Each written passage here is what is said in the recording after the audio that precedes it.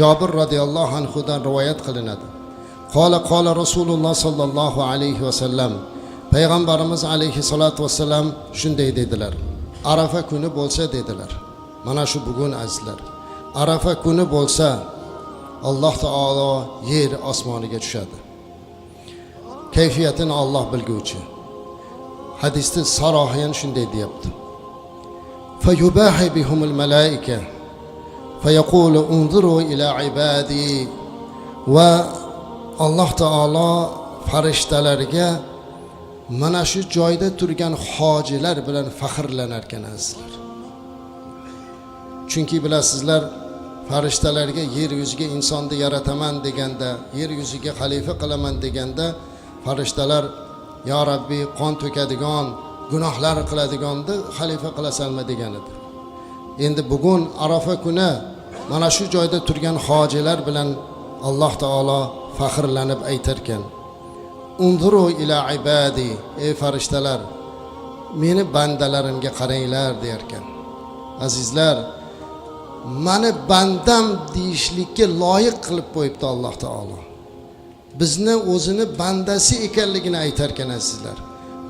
Qarang, Alloh taolo faxrlanib farishtalarga qaranglar, meni bandalarimga qaranglar.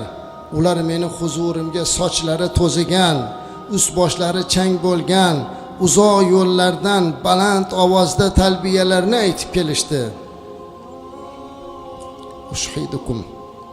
Ushhidukum anni qad ghafartu lahum.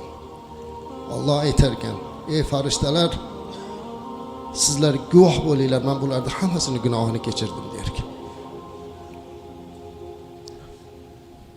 Qancha gunohimiz bor edi azizlar. Qancha gunohimiz bor edi. Alloh farishtalarini guvoh qilib aytayapti. Sizlar guvoh bo'linglar, men shularni hammasini gunohini kechirdim deyapti. Fayaqulul malaika, farishtalar hayron bo'lib aytar ekan, ya Rabbiy, ularning ichida falonchi bor, ko'p gunoh qilgan.